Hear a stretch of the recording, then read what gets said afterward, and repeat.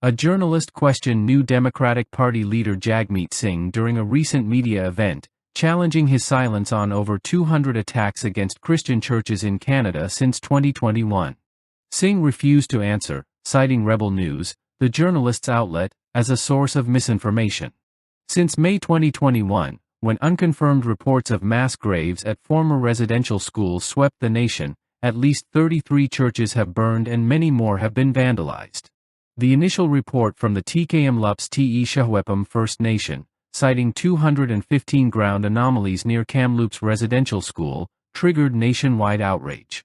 Although ground-penetrating radar revealed disturbances, no human remains have been confirmed by subsequent excavations, leaving the claims unproven. Interesting. Drea Humphrey with Rebel News. Your party takes great pride in standing against hate such as white supremacy, Islamophobia, and Sorry, I didn't get your outlet. Drea Humphrey with Rebel News. Okay. Your party. You know where I'm going to go with this, all right?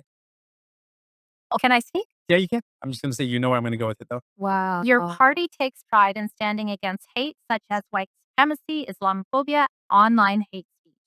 Yet you stay silent about ongoing attacks against Christians, even after conservative MP Jamil Javani's order paper question revealed that over 200 churches have been targeted by arson and vandalism since claims of remains being discovered at former residential schools swept the nation in 2021. These claims have been disproven by bands that excavated and remain unproven by those that have not. Will you condemn the rise in acts of hate against Christians today and explain what your party will do moving forward to keep Christians safe from hate in Canada? Again, thank you, but I'm not going to respond to an organization that promotes misinformation and disinformation like Rebel News, so no, I'm not going to respond to your question. What she said had no misinformation in it. Perhaps you didn't hear me. Over 200 Christian places of worship have been attacked in Canada since 2021. Many served First Nations communities, many were historic, and they diverted police and resources and put others at risk. What do you say to Canadians who see your refusal to answer, especially from one of the few media outlets here that are not funded by the state, as proof that a vote for you is a vote for a dangerous, radical party that gaslights the public into thinking it stands against hate, when its silence is instead emboldening Christophobia? Your question is another example of why I don't respond to agencies like Rebel News that promote misinformation and disinformation. During the exchange, Rebel News journalist Drea Humphrey pressed Singh about these incidents and asked whether he would condemn rising acts of violence against Christians. Your party takes pride in standing against hate such as white supremacy, Islamophobia, and online hate speech. Why do you stay silent about ongoing attacks against Christians? Humphrey asked, referencing conservative MP Jamil Javani's order paper revealing that over 200 churches have been targeted. Singh interrupted her, stating, "I'm not going to respond to an organization that promotes misinformation and disinformation like Rebel News."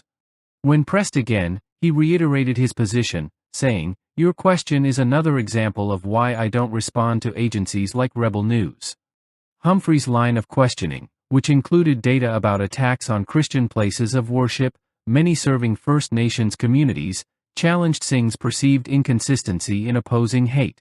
What do you say to Canadians who see your refusal to answer as proof that a vote for you is a vote for a dangerous radical party? She asked. Singh's response has drawn criticism from commentators who argue political leaders have a duty to condemn hate crimes, regardless of the outlet posing the question. An opinion piece in the National Post called Singh's silence a moral failure, asserting that ignoring crimes against Christian communities signals a double standard in political discourse. Data from sources like America Magazine and the Catholic Civil Rights League confirm that between 85 to 118 churches have been vandalized or burned. While the motivations behind each incident vary, many correlate with the outrage following the residential school reports. Some commentators argue Singh's refusal reflects a broader discomfort among political leaders to confront anti-Christian sentiment when it intersects with Canada's colonial legacy. Others emphasize the need for political courage, especially when religious freedoms and public safety are involved. The evidence of widespread church attacks exists, one columnist wrote, and silence from elected officials only emboldens those who see their actions as justified. The deeper concern expressed by critics is not only Singh's dismissal of a media outlet but the message it sends about the NDP's willingness to defend Christian communities in the face of targeted violence. It raises questions about whether political selectivity undermines public trust and accountability. As the 2025 federal election approaches, Singh's interaction with Rebel News may resurface as a symbol of what critics call ideological avoidance. For many Canadians, Christian or not, the expectation remains the same, that leaders, regardless of political affiliation, speak out against hate in all its forms. Violence against religious communities, one commentator noted, should never be subject to partisan filters.